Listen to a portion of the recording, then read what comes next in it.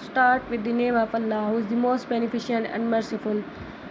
Assalamu alaikum dear student. I hope you are all will be fine. My name is Anam Gul and I am here to teach you Science Class 8 Chapter 1 Human Organ System. Page number 1. First of all we will see that what is an organ system. आप लोगों ने 6-7 में पढ़ा था कि organ systems क्या होते हैं. जब डिफरेंट सेल्स मिलते हैं तो टिश्यू बनाते हैं, सेल्स मिलके टिश्यू मिलके आर्गन बनाएंगे और आर्गन मिलके आर्गन सिस्टम बनाएंगे. डिफरेंट आर्गन सिस्टम मिलके एक इंडिविजुअल बना देते हैं. ठीक है, सपोज कर लेते हैं कि एक पेन की एग्जांपल ले लें आप कि इसकी कैप, उसकी बॉडी, उसकी स्ट्रक्चर, निप, ये सब इसके डिफरेंट आर्गन सिस्टम हैं. जब ये मिलेंगे तो एक आर्गन सिस्टम बनेगा.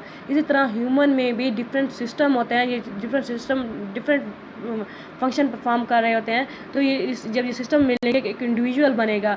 इन सिस्टम को हम क्या कहते हैं? ऑर्गन सिस्टम कहते हैं. इस चैप्टर में हम 2 टाइप्स के सिस्टम को डिस्कस करेंगे. First one is nervous system and second one is excretory system.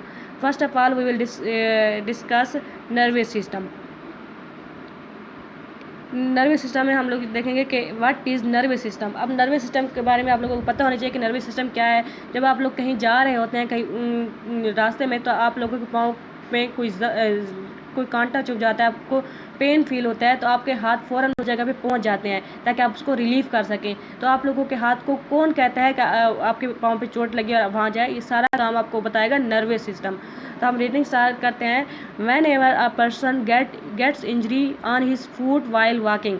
जब एक आदमी जा रहा होता है, उसके पाँव पे कुछ चोट लग जाती है चलते वक्त, ही फील्स पेन, उसे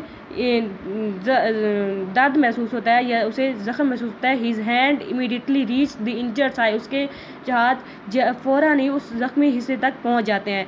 who ask the hand to reach the side. और वो कहता है कि हाथ को कौन हुक्म देता है उस पाँव तक पहुंचने के लिए? In fact there is an organ system. वो कहता है एक ऑर्गन सिस्टम होता है हमारी बॉडी के अंदर जो कि हमारे हाथ को मैसेज भेजता है कि उस जगह फलां जगह पे चोट लगी है, वहाँ पे पहुँचना है. ठीक है, और उसके खिलाफ रिस्पॉन्स देना है. तो उस सिस्टम को क्या कहते हैं? Nervous system. नर्वस सिस्टम का क्या काम होता है? मैसेज को कन्वे करता है बॉडी के एक पार्ट से दूसरे पार्ट की तरफ. तो इसकी डेफिनेशन आप लोग यहाँ से करेंगे, यहाँ से सेकंड लास्ट लाइन से यहाँ तक कि is an organ system in our body which carries message from one part of the body to another. वो कहता है कि ऑर्गन सिस्टम है जो कि बॉडी के एक पार्ट से मैसेज लेता है और दूसरे पार्ट तक पहुँचाता है. एंड कोऑर्डिनेट बॉडी फंक्शन, और बॉडी उसके दरमियान रब्ता कायम करता है. This system is called nervous system. Next हम पढ़ेंगे human nervous system. Page number 2 पे है. Human nervous system consist of central nervous system and peripheral nervous system. अब कहता है कि नर्वस सिस्टम 2 टाइप्स का होता है, central nervous system and peripheral nervous system. इसको हम CNS एंड PNS से भी रिप्रेजेंट कर सकते हैं. तो आप लोग कहेंगे कि CNS कोई पूछ सकता है कि व्हाट इज़ CNS. तो आप लोगों को पता होना चाहिए कि ये सेंट्रल नर्वस सिस्टम है. And what is PNS? It is peripheral nervous system. और सेंट्रल नर्वस, इसके नाम से पता चल रहा है कि सेंट्रल नर्वस सिस्टम किस चीज़ पर मुश्तमिल होता है? Brain and spinal cord. Brain दिमाग, एंड स्पाइनल कार्ड खोपड़ी. और पेरिफेरल नर्वस सिस्टम किस चीज़ पर मुश्तमिल होगा? नर्व्स के ज़रिए. तो the central nervous system is composed of brain and spinal cord. मतलब जो ब्रेन और स्पाइनल कार्ड से जो मैसेज आएगा वो सेंट्रल नर्वस सिस्टम की तरफ जाएगा. इस तरह पेरिफेरल नर्वस सिस्टम वो नेटवर्क ऑफ नर्व्स, ये डिफरेंट नर्व्स होती हैं. इन नर्व्स से ये नर्व्स क्या करते हैं? हमारी बॉडी पार्ट को सेंट्रल नर्वस सिस्टम के तक मैसेज पहुंचाती हैं. तो ये पेरिफेरल नर्वस सिस्टम में नर्व्स आ जाती हैं. मतलब system which consist of network of nerves which connect the central nervous system to all parts of body. It's clear that now then we will discuss neuron or nerve cell.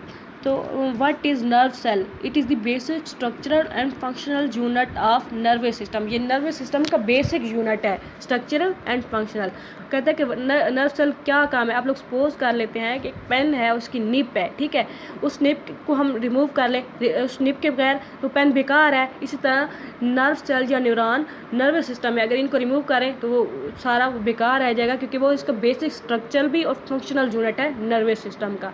ठीक है, all parts of nervous system brain, spinal cord and nerves are made up of neurons. ये सारी किस चीज़ से मिलकर बनी हुए हैं? न्यूरॉन्स की.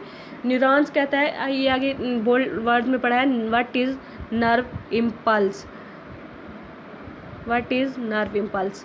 तो आप लोगों को पता होना चाहिए कि नर्वस सिस्टम क्या करता है, मैसेज को भेजता है, एक बॉडी पार्ट से लेकर दूसरे बॉडी पार्ट तक मैसेज भेजता है। वो किसके ज़रिए भेजेगा, न्यूरॉन या नर्व सेल के ज़रिए। अब न्यूरॉन या नर्व सेल वो मैसेज एक नर्व से मतलब दूसरे तक भेजेगा, किस फॉर्म में, इलेक्ट्रोकेमिकल वेव्स की फॉर्म में। ठीक है, जैसे आप लोग एक सेल से किसी दूसरे सेल में मैसेज करते हैं तो वो मैसेज किस फॉर्म में जाता है, वेव्स की फॉर्म में। इसी तरह न्यूरॉन मैसेज को ट्रांसमिट करते हैं किस फॉर्म में, इलेक्ट्रोकेमिकल वेव्स की फॉर्म में। Neuron transmit message in the form of electrochemical waves called nerve impulse. ये होगी नर्व इम्पल्स की डेफिनेशन। आगे इसका स्ट्रक्चर बताया हुआ है, स्ट्रक्चर ऑफ न्यूरॉन और नर्व सेल। तो फर्स्ट ऑफ ऑल ये जो इसकी सेल बॉडी है, ये वाला पोर्शन, ये सारा पोर्शन आ जाएगा सेल बॉडी में। इसके पास ये जो हेयर लाइक प्रोजेक्शन है, ये हमारे पास आ जाएंगी डेंड्राइट्स। डेंड्राइट्स इन्होंने ये बताया हुआ है, इनको फाइन हेयर लाइक प्रोजेक्शन होती है। सेल बॉडी के सेंटर में न्यूक्लियस होता है, उसके अंदर जो ये लिक्विड पोर्शन होते हैं उसे हम कहते हैं साइटोप्लाज्म। अब सेल बॉडी से आगे का जो पोर्शन है, ये ग्रीन मैं कर रही हूँ, इसको हम एक्सॉन्स कहते हैं। इसका क्या काम है, ये सेल बॉडी से जो मैसेज आएगा उसको रिसीव करेगा और आगे टर्मिनल एंड्स को देगा। ये हमारे पास है टर्मिनल एंड्स।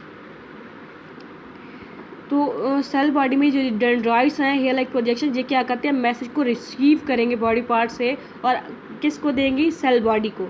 ठीक है, ये मैसेज जाएगा सेल बॉडी से एक्सॉन्स की तरफ। एक्सॉन्स क्या करेगा, मैसेज लेगा सेल बॉडी से और आगे टर्मिनल एंड्स की तरफ पहुंचा देगा। टर्मिनल एंड्स फर्दर आगे नेक्स्ट न्यूरॉन तक मैसेज ट्रांसमिट करेगी। इस तरह ये सारा प्रोसेस चलता रहता है। हम नीचे इसको डिस्कस भी करते हैं। The part of neuron which contains nucleus and most of the cytoplasm is called cell body. और कहता है कि इसका जो वो पार्ट जिसके पास न्यूक्लियस और साइटोप्लाज्म होगा उसे हम सेल बॉडी कहेंगे। दी फाइन प्रोजेक्शन, जो हेयर लाइक प्रोजेक्शन है इनका है, of the cell body which receive message को रिसीव करेंगे आर कॉल्ड डेंड्राइट्स। इसे हम डेंड्राइट्स कहते हैं।